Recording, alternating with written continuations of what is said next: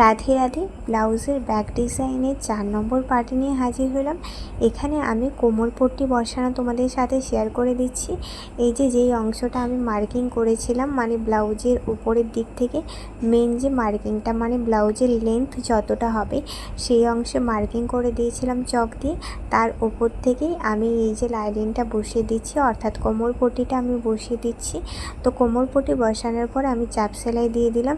এবার সামনের দিকটা, মানে ওই যে যেইখানটাতে দড়ি আছে ওই দিকটা যেহেতু সরু আছে, তার জন্য আমাকে ওই লাইনিংটা, মানে কোমর পট্টিটা ওই সামনের অংশটাতেই সরু করে একটু করে নিতে হবে। তো এরপরে আমি ডবল ফোল্ড করে ভেতরের দিকে ঘুরিয়ে এর ওপর থেকে সেলাই করে দিলাম এবং আমার কোমর পট্টি বসানোর কাজও কমপ্লিট হয়ে গেছে। এবার আরও এক সাইডে আমি কোমর পট্টি বসিয়ে নেব। এই যে দুই সাইডেই আমার কোমর পট্টি বসানো হয়ে গেছে। একই রকমভাবে কোমর পট্টি সুন্দর করে বসিয়ে নিলাম। এরপর এই অংশটা আগে থেকে সেলাই করে রেখেছিলাম, এখানে আমি 1/2 ইঞ্চ ছেড়ে কেটে দিলাম।